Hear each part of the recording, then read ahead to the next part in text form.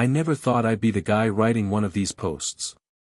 Honestly, I used to roll my eyes at them, like, how do people not notice their marriages falling apart until it's too late? But now, I get it. I, 38M, have been married to Rachel, 35F, for a decade. We've got 2 kids, a mortgage, and the kind of suburban life people post on Instagram to brag about. And for a long time, I thought it was real. The truth is, the cracks had been showing for a while. Rachel had this way of turning every small thing into a fight. I'd come home after working late, exhausted, sometimes still carrying my laptop bag, and instead of a hello or a kiss, I'd get, "Did you forget the trash again?" Or, "The dishwasher's still dirty, are you blind, Ethan?" Her tone shifted from loving partner to condescending critic. At first, I told myself it was just stress, that maybe she was overwhelmed with the kids. But deep down, it hurt. Then came the theater thing. Out of nowhere, Rachel announced she was joining the community theater group. She framed it as something healthy for her, a way to reconnect with herself. I was actually supportive at first. I figured it could be her hobby, her escape. But it didn't stop at a couple rehearsals a week. Suddenly, she was gone almost every night. If I asked about it, she'd say, "Don't you dare guilt-trip me for having a life, Ethan. You're always working, why can't I?" The phone was another shift. Rachel, who used to leave it on the counter without a second thought, now treated it like it was surgically attached to her. She'd take it with her to the bathroom, flip it face down whenever I walked into the room, and guard it with this nervous, sharp energy. Once, when I asked why she was being secretive, she laughed, but it was this cold, dismissive laugh that made my stomach drop. "You're paranoid. Not everything is about you." I tried to brush it off, but the feeling in my gut kept gnawing at me. Something was off. I could feel her pulling away, not just physically but emotionally. We'd sit at the dinner table with the kids, and she'd barely look at me. If I tried to start a conversation, she'd answer in one-word sentences while scrolling on her phone under the table. The worst part? I started blaming myself. Was I working too much? Was I not romantic enough? I brought home flowers once just to surprise her. She looked at them, sighed, and said, "Lilies? You know I hate lilies. Do you even listen to me?" That night, as I lay in bed staring at the ceiling, I couldn't shake the thought, this wasn't just marriage stress. Something deeper was wrong. The Rachel I married was slipping away, and the version left behind was colder, sharper, almost like she resented me just for existing. I didn't know it then, but those cracks weren't just stress. They were the early signs of something much uglier. The thing about living with someone for 10 years is you pick up on their rhythms. You know when something feels off. Rachel tried to play it cool, but her patterns shifted in ways I couldn't ignore. She started dressing differently for rehearsals. Not her usual jeans and sweaters, but skirts that hugged her curves, blouses with lower necklines, lipstick she hadn't worn in years. When I joked about it once, "Wow, must be some glamorous stage you're rehearsing on," she snapped back, "It's called self-care, Ethan. Not that you'd understand." That line cut deep. I let it go, but my gut screamed louder. The breaking point came one Thursday night. She claimed she was heading to the theater for a late practice. I was home with the kids, and after I tucked them in, I started cleaning up the living room. That's when her iPad buzzed on the coffee table. Normally, I wouldn't snoop, I've always trusted her. But this time, the screen lit up with a preview of a text. "Can't wait to run lines tonight. Save me a seat in the back, winky face." My heart dropped into my stomach. The message was from someone named Liam. I froze, staring at the words. The way she smiled at her phone suddenly made sense. The way she dressed up, the way she was always too tired for me, it all clicked together like a puzzle I never wanted to solve. I told myself maybe it was innocent, maybe just inside jokes from theater people. But then curiosity turned into desperation. I opened the messages. What I saw nearly made me throw up. Thread after thread of flirty, borderline filthy messages. Him calling her, my muse. Her telling him how, Ethan is so boring, he doesn't get me like you do. Pictures she'd sent in outfits I'd never seen her wear around the house. One message in particular burned into my brain. I hate how he doesn't even notice I'm slipping away. If only he knew what it feels like to be touched the way you touch me. I couldn't breathe. I just sat there, staring at the screen, hands shaking so bad I almost dropped the iPad. The woman I thought I knew, the woman I built a family with, was talking about me like I was some pathetic stranger. And the worst part? At that very moment, she was probably with him. While I sat home folding laundry and checking homework, she was out playing leading lady in someone else's play. I didn't sleep that night. I lay awake listening to the garage door creak open at midnight, her footsteps tiptoeing in. She slipped into bed smelling faintly of cologne that wasn't mine. When I whispered, "How was rehearsal?" she muttered, "Exhausting. Stop asking so many questions." Then she rolled over, leaving me staring into the dark with my whole world turned upside down. That was the night I knew, my marriage wasn't just cracking. It was breaking wide open. I lasted 3 days before I broke. 3 days of pretending, of sitting across from Rachel at the dinner table while she scrolled on her phone and smirked at messages she thought I couldn't see. 3 days of lying awake, my chest pounding, wondering how long she'd been doing this. By the 4th night, I couldn't hold it in anymore. She walked in from rehearsal, cheeks flushed, hair a little too messy for someone who was supposedly reading lines on a stage. She tossed her bag on the counter like nothing was wrong. "Hey," I said, trying to keep my voice calm. "How was rehearsal?" She barely looked at me. "Fine. Same as always. Why do you keep asking?" That's when something in me snapped. I pulled her iPad out from under the stack of mail where I'd hidden it earlier. I set it on the counter, screen already open to her messages with Liam. Her face drained of color. For the first time in months, she didn't have some snappy remark ready. "Want to explain this?" I asked. My voice cracked, not from weakness but from the sheer weight of betrayal crushing me. She blinked, then scoffed. "You went through my stuff. Wow, Ethan. That's pathetic. Not an apology. Not denial. Just deflection." "You've been lying to me," I said. "To me, to the kids, to our whole damn marriage. How long, Rachel? How long have you been sneaking around with him?" Her eyes narrowed, like I was the one who had wronged her. "You think I wanted this? Do you have any idea how lonely it is being married to you? You're never here, Ethan. You're buried in your laptop, chasing promotions, while I'm stuck at home rotting. Liam actually sees me." That cut deep, not just because it was cruel, but because it was a lie dressed up as half-truth. Yes, I worked long hours, but it was for us. For the family. And the rotting, she claimed. She had every opportunity to talk to me about it. Instead, she chose this. "Don't you dare put this on me," I snapped. "You could have said something. You could have asked for counseling, or told me you were unhappy.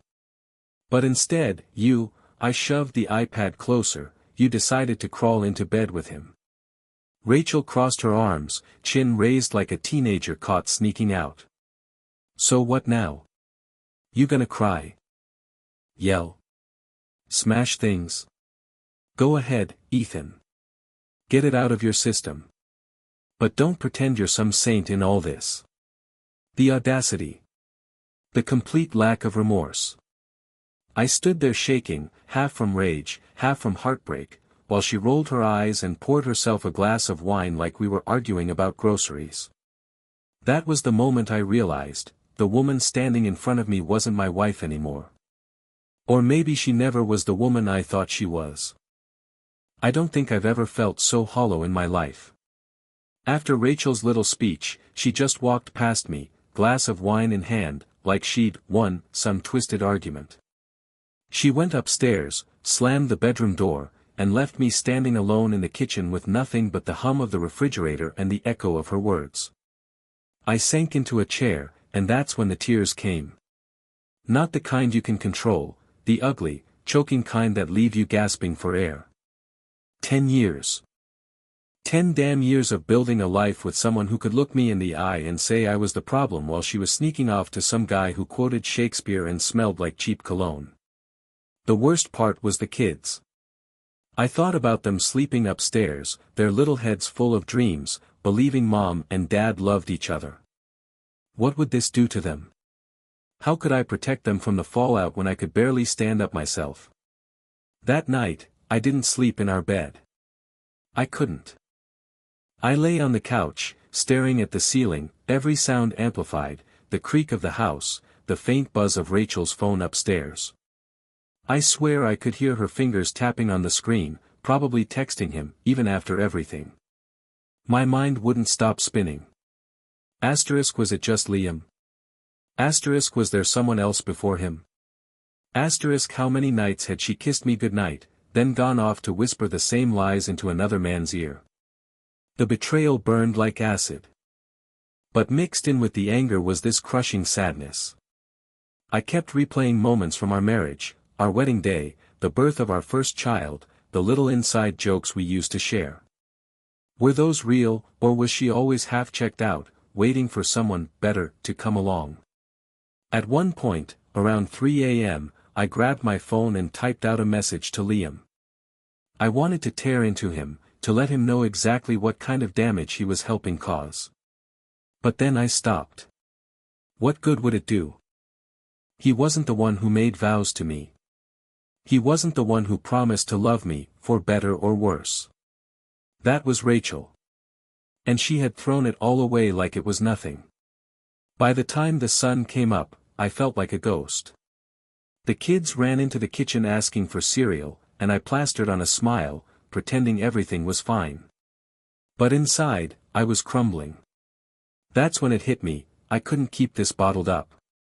I needed answers. Real ones.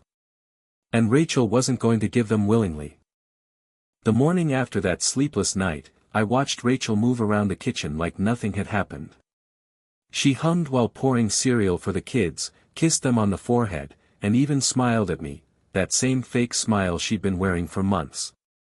The audacity made my blood boil. As soon as the kids left for school, I cornered her in the living room. "We need to talk," I said, my voice firm. She sighed dramatically, like I was asking her to fold laundry instead of demanding an explanation for her affair. "Ethan, are we really doing this again? I told you, you're overreacting." "Overreacting?" I snapped. "I saw the messages, Rachel. I read every word. Do you want me to quote them back to you? You touch me the way he never does. Ring a bell?"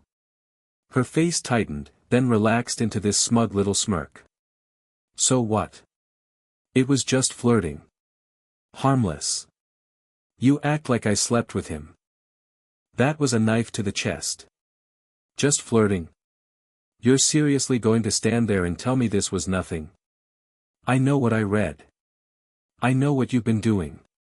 She rolled her eyes, sipping her coffee. "God, Ethan, you're so dramatic. Maybe if you paid attention to me once in a while, I wouldn't need to text anyone else." There it was again, the blame shifting, the gaslighting. My stomach twisted, but I kept pushing. "So you're saying nothing physical happened? You expect me to believe that when you're sneaking around at all hours, dressing up for rehearsals, and coming home smelling like cologne?" That got to her. She slammed her mug down on the table and snapped, "Fine. You want the truth? Yes, we kissed. Once. It didn't mean anything. Once. Right." My gut told me it was more, but hearing her admit even that much made my knees weak. The casual way she said it, like it was no big deal, like I should just shrug and move on, that crushed me more than the lie itself. "You destroyed our marriage for a fling," I said quietly, almost to myself. She laughed. Laughed. "Destroyed? Please. Our marriage has been dead for years." I just finally had the guts to admit it. That was the breaking point. Something in me snapped, and I realized no amount of begging, questioning, or reasoning was going to make her tell the full truth. She was too far gone. But I also knew one thing: if I wanted answers, if I wanted closure, I'd have to start digging myself. Because Rachel? She was never going to hand them over willingly. After that confession, if you can even call it that, I knew I couldn't trust a single word out of Rachel's mouth. Just one kiss. Please. She couldn't even admit she was unhappy until she got caught, and even then, she was spinning lies like it was second nature.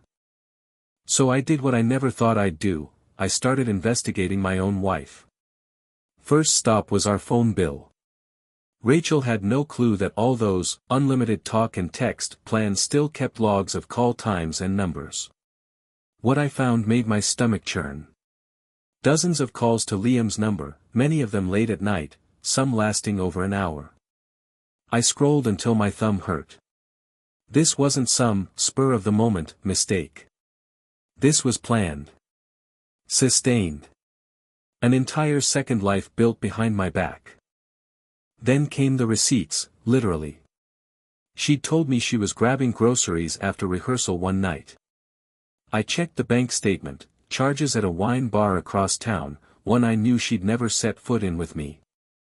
She had always said it was too fancy for us. But with him? Suddenly it was worth the splurge. The last straw, though, was when I followed her. I know how that sounds, but I had to see it for myself. One Saturday afternoon, Rachel said she was heading out for a costume fitting. Something about the way she grabbed her purse too quickly made me suspicious. So I told her I had errands too, waited 10 minutes, then got in my car and tailed her. She didn't go to the theater. She didn't go shopping. She drove straight to a little coffee shop downtown. And there he was, waiting outside with that smug, artsy look about him, messy hair, scarf in the middle of spring. She lit up the second she saw him, a kind of glow I hadn't seen in years. They hugged, too long, too close, and then she kissed him. Not the awkward, just once, kiss she'd admitted to. This was passionate. Familiar. Like they'd been doing it for a long, long time. I sat there in my car, gripping the steering wheel so hard my knuckles went white. My chest felt like it was caving in. I wanted to storm out, scream, 'cause a scene. But I didn't. I just watched, tears blurring my vision, as the woman I thought was my partner leaned into another man like she was already his. That drive home was the longest of my life. The truth was undeniable now. She hadn't just lied, she'd built a whole performance, a carefully crafted play where I was the idiot in the audience clapping while she rehearsed for someone else's spotlight. And the worst part? She came home that night, kissed the kids goodnight, and asked me if I could take the trash out because she was too tired. Like nothing had happened. Like I hadn't just watched her betray me in broad daylight. I knew then, this wasn't just about infidelity anymore. This was about who Rachel really was. And I was finally starting to see her clearly. I didn't sleep for 2 nights after catching Rachel with Liam. My brain was on a loop, the image of her smiling at him, the way she leaned into his chest like she hadn't leaned into mine in years. I kept asking myself, how did I miss this? How long has she been rehearsing this double life while I was working myself to death for our family? Finally, I couldn't take it anymore. I needed to put everything on the table. One evening, after the kids were in bed, I sat Rachel down in the living room. I had her iPad, the bank statements, and the phone bill spread out on the coffee table like exhibits in a trial. She walked in, saw the stack, and instantly crossed her arms. "Seriously, Ethan? What is this? Some kind of witch hunt?" she sneered. "No," I said, my voice shaking but firm. This is me showing you that I'm not stupid. Phone records, bank charges, and me actually seeing you with him. You kissed him, Rachel. In broad daylight. Don't you dare tell me it's just flirting or just once. I'm not buying your lies anymore. For a split second, her mask slipped. Her mouth opened, eyes widened, she knew she was cornered. But then, like a switch flipping, she scoffed and leaned back on the couch, legs crossed. Wow. You've really gone full stalker mode, haven't you? Following me around. Snooping through bills. Do you even hear yourself? This is pathetic, Ethan. You're obsessed. I felt my blood pressure spike. Obsessed? I'm your husband. You think I'm going to sit back while you cheat on me and play house with another man? Rachel rolled her eyes. You don't get it. Liam is just different. He actually listens. He doesn't come home whining about work and then bury himself in his laptop. He makes me feel alive again. Do you know how long it's been since I've felt that way with you? Her words hit me like a punch to the gut. And yet, beneath the pain, there was this cold clarity settling in. She wasn't even sorry. Not once did she say she regretted it. Not once did she apologize. She was defending it, justifying it, like it was my fault she chose to betray me. Rachel, I said quietly, almost a whisper, do you even want this marriage anymore? She hesitated, then smirked. Honestly? I don't know. Maybe I've outgrown us. Maybe Liam is what I need now. You should think about whether you're strong enough to accept that. That was it. The final nail. She wasn't just cheating, she was rewriting our entire marriage as some failed chapter in her story, like I was a footnote and Liam was the grand climax. I didn't yell. I didn't throw anything. I just sat there, staring at the woman I thought I knew, realizing she was gone. Maybe she'd been gone for a long time. But as much as it hurt, one thought burned in my chest: if she wants to blow up our life, fine. But she's not taking me down quietly. Up until that point, I'd kept everything bottled inside. The kids had no clue. My co-workers probably thought I was just tired from late nights.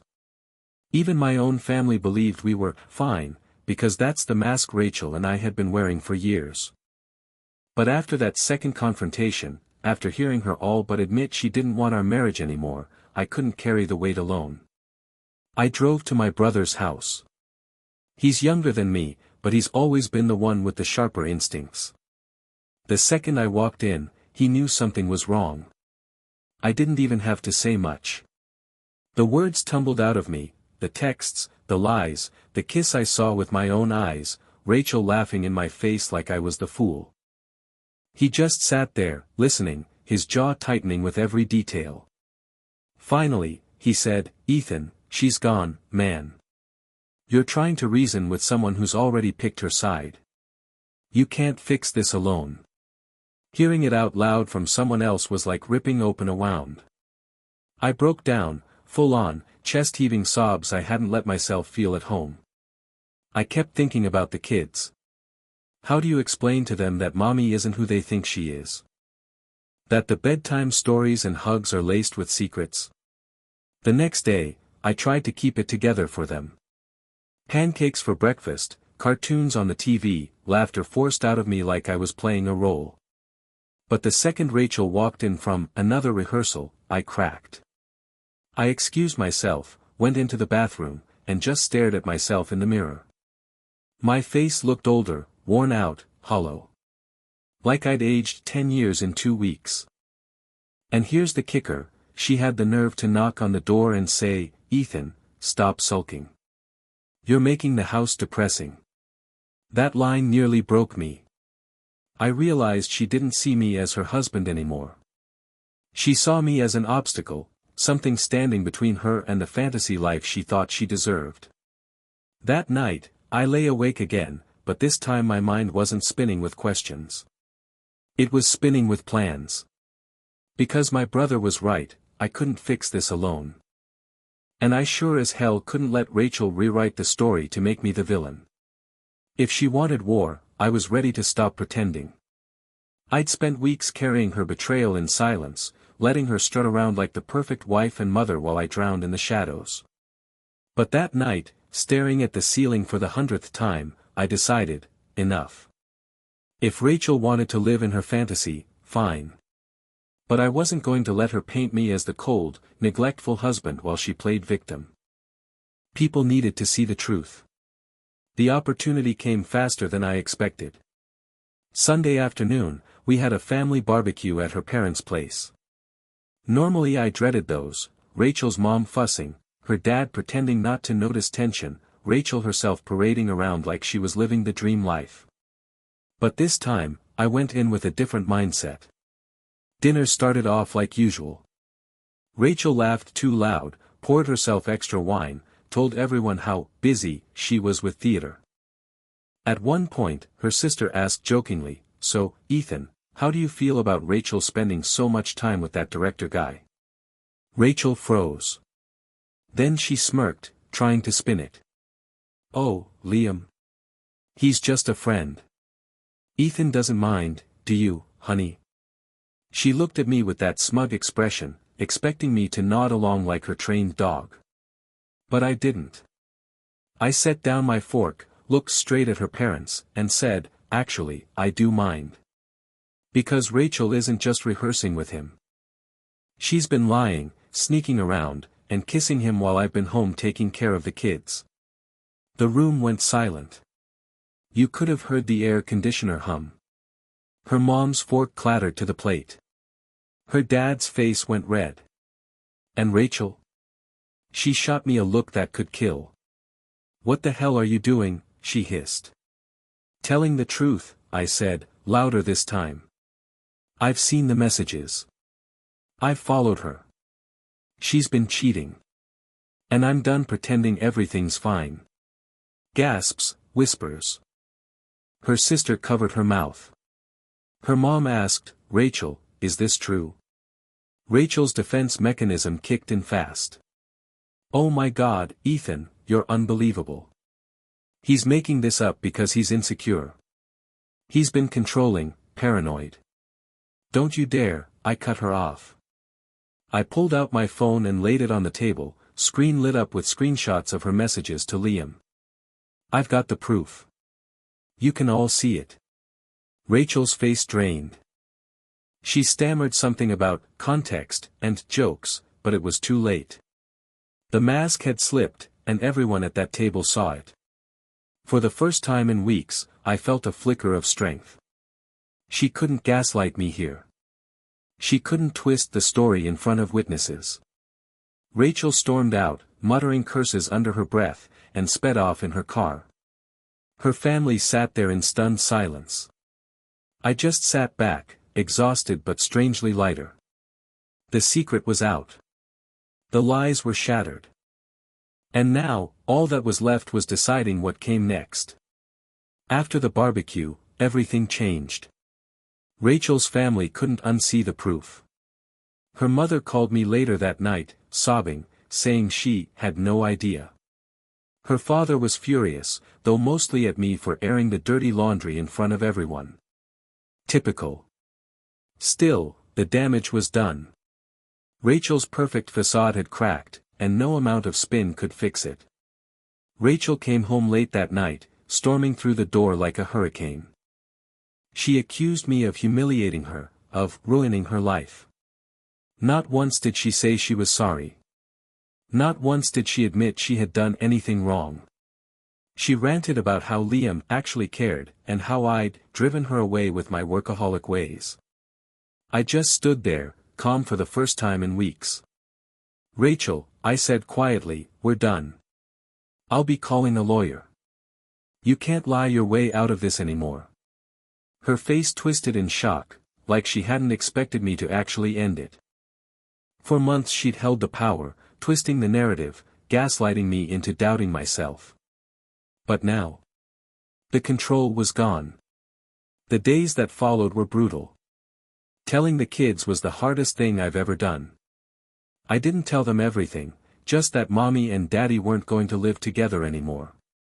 They cried, asked why, begged for things to stay the same. It broke me. But I reminded myself that staying in a toxic, loveless marriage would have broken them even more in the long run. I filed for separation the next week. I focused on protecting my finances, documenting everything, and most importantly, being there for the kids. Rachel, of course, tried to spin it to her friends, painting herself as the neglected wife who found love elsewhere. But this time, I didn't care. Let her play her theater games. I had the truth, and more importantly, I had my dignity back. Looking back, I've learned two things. 1. Betrayal doesn't always come with obvious signs. Sometimes it slips in through the cracks of routine, hidden under excuses and lies. Trust your gut. If something feels off, it probably is. 2. Never let someone convince you that their choice to betray you is your fault. I wasn't perfect, but I didn't deserve to be lied to, manipulated, and replaced. None of us do. So here I am, a single dad starting over. It hurts, yeah. It probably will for a long time. But I've stopped crying into the dark, stopped begging for scraps of love from someone who didn't value me. I'm choosing myself now, and my kids. And if anyone reading this is seeing the same signs I missed, the secrecy, the phone clutched like treasure, the sudden coldness, don't wait for the whole house of cards to collapse. Ask the hard questions. Protect yourself. Because sometimes, the person you thought would fight beside you is the one handing your enemy the sword.